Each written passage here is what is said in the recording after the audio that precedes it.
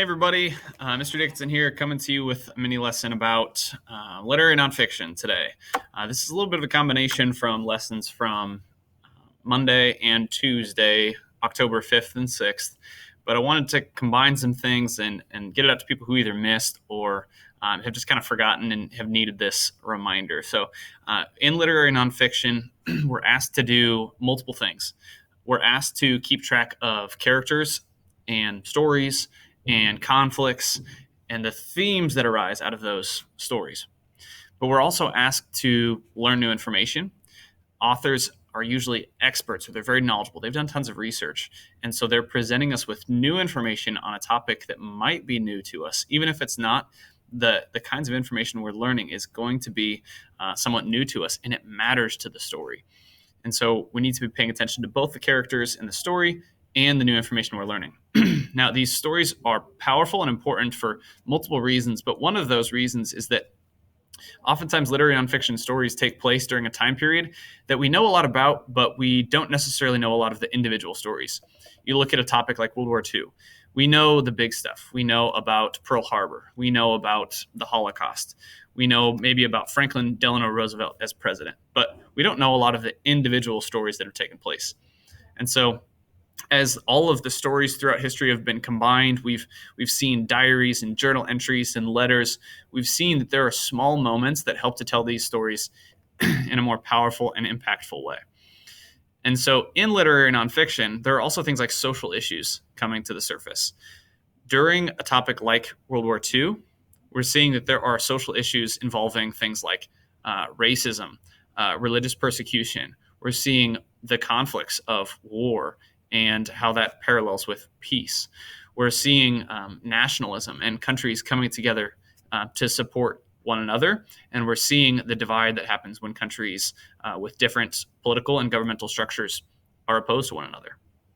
And so these social issues are at play at the same time as these stories and this new information is being presented to us. So I'm really pushing that you guys are taking good notes in your notebooks as you read your literary nonfiction texts that relate to themes, central ideas, and social issues. So let's break those things down one at a time and spend a little more time discussing why they're important. All right, so the first one is theme. Some questions we need to be asking ourselves as we go are, how does an author suggest you might live your life differently? And what is the author teaching you about how life works? What I want you to do is pay attention to the main character, the main characters in your story, and think about what conflicts are they up against, what challenges are they facing, and how are they overcoming those challenges. We can tell a theme is a theme if it's something that could relate to almost anybody in almost any circumstance. Something like a topic of perseverance. And if you stated out an entire theme, you might say something like, having perseverance helps you to discover more about yourself. That as a theme could apply to the character in your literary nonfiction book about the Holocaust, but it could also apply to an 8th grader in my classroom today. And so a theme is a theme if it can be universal. The next one is central ideas. A question we need to be asking ourselves is, what does the author want us to understand about this topic?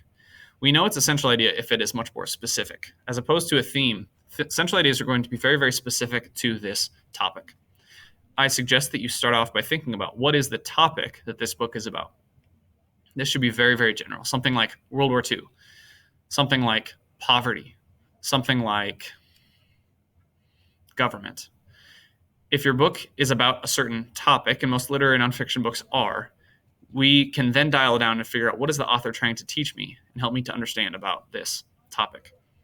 It's important that we're building our background knowledge as we read, and the author's helping us to do that, but sometimes we have to do some of that work on our own because we can't understand the story and the theme if we don't understand what's happening that's contributing to that theme. And the last one here, hopefully you can see that completely. It says, what issues affect the lives of particular people in the book? Okay, particular groups of people in the book. Now, a social issue is a social issue if it affects the entire society. That's where the word social comes from. Now, some people ask, what is a society, or how big should a social issue be? Typically, a social issue affects the entire country or the entire world that these people are living in. Sometimes your world can be a little bit smaller. Sometimes there are social issues that affect Council Bluffs. Sometimes there are social issues that affect your neighborhood. But more likely, a social issue is going to affect your entire country. Right now, in October of 2020, we have social issues like racial injustice. We have a social issue of a pandemic. We have a social issue of a very heated political election coming up in less than a month.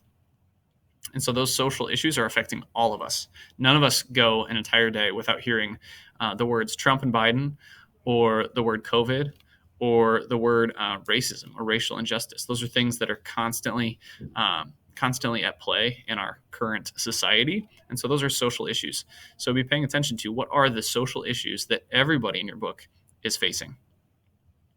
Now, as we read, we realize that themes, central ideas, and social issues are all very much connected to one another. Sometimes they kind of bleed into one another.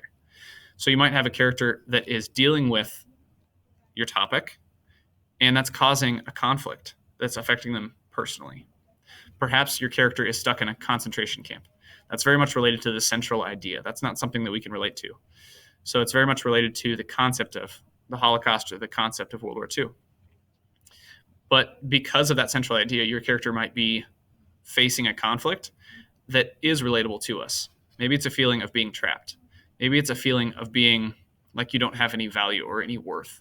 And those are things that we can relate to here in 2020. So you're going to notice as you go through your books that these things connect and they interweave with one another. As you take notes throughout your books, it's important that you're not just sticking with one theme, one central idea, or one social issue, but it's important that you're modifying your notes as you go, because these things are very complex. They're very complicated. And so if we're not modifying our notes, if we're not going back to the drawing board every once in a while and saying, what new information is the author teaching me? Or what new conflicts is the character facing? Then we're going to miss the overall complexity of our stories. I hope that you love your literary nonfiction books, because this is such an interesting and engaging genre. I really want you to dig into your stories, take really good notes, have really good conversations with the people around you, so that you can get as much out of this unit as possible. I hope moving forward that literary nonfiction is something you guys learn to love, and I hope that it's something you guys continue to read after 8th grade. Please let me know if you have any questions, and I'd be glad to answer those. Enjoy your reading.